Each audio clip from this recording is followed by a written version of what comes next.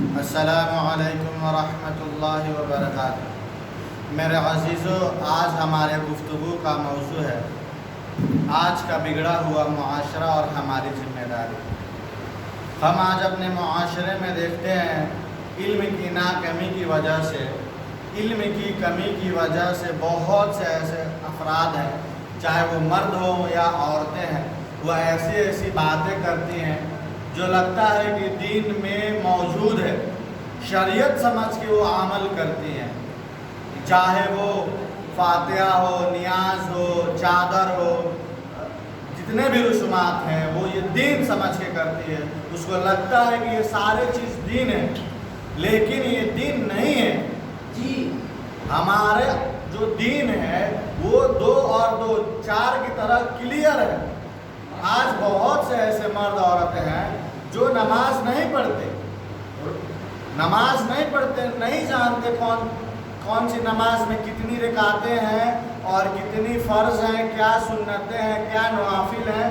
اس کے بارے میں ہم سب مسلمان مرد عورتوں کو پتہ نہیں ہے، لیکن اس کو یہ پتہ ہے کہ 11ویں کی فاتحہ دینا ضروری ہے، بڑے پیر ناراض ہو جائیں گے، عرس میں جانا ہے، چادر چڑھانا ہے، یہ سب پتہ ہے، لیکن اس کے بارے میں نہیں پتہ کہ ہمیں یہ سب چیز اگر نہیں کریں گے تو گناہگار نہیں ہوں گے۔ اس کا شریعت سے کوئی لینا دینا نہیں ہے، لیکن اگر ہم نماز نہیں پڑھیں گے تو ہم سب سے بڑے گناہگار ہوں گے۔ حدیث پاک میں آتا ہے، ہم سب کے نبی جناب محمد رسول اللہ صلی اللہ علیہ وسلم نے فرمایا، من ترک الصلاۃ متعمدا فقد کفر، کہ جس نے جان بوجھ کر ایک وقت کی بھی نماز چھوڑ دی وہ کافر ہو گیا، ان کا عمل کافروں والا ہے۔ آپ بتائیں مسلمان میں اور کافر میں کیا فرق ہے؟ کافر نماز نہیں پڑھتا، مسلمان نماز پڑھتا ہے۔ ہمارا نام ستار ہے، غفار ہے، رزاق ہے، عبد الرحمن ہے، عبداللہ ہے، نام ہونے سے کیا ہو گیا؟ ہم مسلمان ہو گئے اور ہم پہ جنت فرض ہو گئی، ہم کو جنت مل جائے گی۔ نام ہونے سے کچھ نہیں ہوتا، نام اگر ہمارا مسلمان کا ہے تو ہم کو جنت نہیں ملے گی، بلکہ عمل کر کے دکھانا پڑے گا کہ ہم واقعی مسلمان ہیں۔ عمل سے مسلمان ہونا ہے، نہ کہ نام سے۔ آج ہم کو اپنا پروف دینے کے لیے، آئیڈینٹیفیکیشن دینے کے لیے آدھار کارڈ، راشن کارڈ کی ضرورت پڑتی ہے۔ کیسے مسلمان ہیں؟ ہم سب کو چلو بھر پانی میں ڈوب کے مر جانا چاہیے۔ ہم کیسے مسلمان ہیں کہ ہم کو آدھار کارڈ ثبوت کے طور پہ دینا پڑتا ہے کہ ہم مسلمان ہیں؟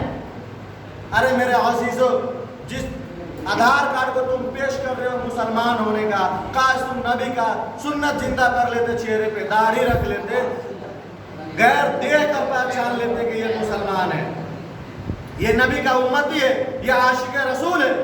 تم اگر داڑھی رکھ لیتے تو یہ غیر مسلم جو غیر قوم سے تعلق رکھتے ہیں، غیر مذہب سے تعلق رکھتے ہیں، وہ تم کو دیکھ کر پہچان لیتے۔ تمہیں آدھار کارڈ کی اور راشن کارڈ کی ضرورت نہیں پڑتی۔ آج سرکار کوئی فنڈ نکال دے تو ہم مسلمان سب سے آگے لائن میں رہتے ہیں کہ ہم مسلمان ہیں، بھائی ہم مسلمان ہیں۔ کیا یہ ہم مسلمان ہیں؟ نماز نہیں پڑھتے ہیں، مسلمان ہیں، اللہ کے حکموں کو توڑتے ہیں، آپ صلی اللہ علیہ وسلم کے سنتوں کا جنازہ نکالتے ہیں، اور ہم مسلمان ہیں۔ میرے عزیزوں، کبھی ہم نے سوچا ہے کہ ہم کیسے مسلمان ہیں؟ دنیا میں ہمارا نام مسلمان ہے، کیا آخرت میں اللہ کے رجسٹر میں ہمارا نام مسلمان ہے یا نہیں ہے؟ اس پہ ہم سارے مسلمانوں کو فکر کرنا ہے۔ مرنے کے بعد سوال و جواب ہوگا، مرنے کے بعد مٹی نہیں ہونا ہے۔ اللہ تعالیٰ نے بیکار میں پیدا ہمیں نہیں کیا ہے۔ قرآن میں اللہ تعالیٰ فرماتا ہے، افحسبتم انما خلقناکم عبثا، کہ ہم نے انسان کو بیکار پیدا نہیں کیا ہے، گھاٹے کے لیے پیدا نہیں کیا ہے، بیکار پیدا نہیں کیا ہے کہ بس کھائے پیے موج کرے، عیش و عشرت میں زندگی گزارے اور قبرستان میں جا کے لیٹ جائے، مر کے مٹی ہو جائے۔ مرنے کے بعد ہم پہ اگر ہم نیک ہوں گے تو ہمیں قبر ہماری جنت کی باغوں میں سے ایک باغ ہوگا، اور بد ہوں گے، برا ہوں گے، ہمارے عمل اللہ کے ناراضگی کے سبب بنا ہوگا تو ہمارا قبر جہنم کے گڈھوں میں سے ایک گڈھا ہے۔ اب ہمیں یہ سوچنا ہے کہ ہم کیا کر رہے ہیں، دنیا میں ہم کس لیے آئے ہیں۔ اللہ قرآن میں فرماتا ہے وَمَا خَلَقَتُ الْجِنَّ وَالْإِنسَ إِلَّا لِيَعْبُدُونَ کہ ہم نے انسان اور جنات کو محض اپنے عبادت کے لیے پیدا کیا ہے۔ آپ بتائیں، تمام مرد و عورتوں سے میں پوچھنا چاہتا ہوں کہ اگر آپ مسلمان ہیں، اللہ نے قرآن میں فرمایا کہ ہم نے انسان کو صرف اپنی عبادت کے لیے پیدا کیا ہے، نہ کہ دولت کمانے کے لیے، تو ہم کیا کر رہے ہیں؟ کیا ہم اللہ کے حکموں کو نہیں توڑ رہے ہیں؟ آج جس رزق کے پیچھے، جس دولت کے پیچھے، کھانے کمانے کے لیے پیچھے بھاگ رہے ہیں، اللہ نے فرمایا جناب محمد رسول اللہ صلی اللہ علیہ وسلم کے ذریعے کہ اس شخص کی اس وقت تک موت نہیں آئے گی جب تک اس کا اس دنیا میں رزق کمپلیٹ نہ ہو جائے۔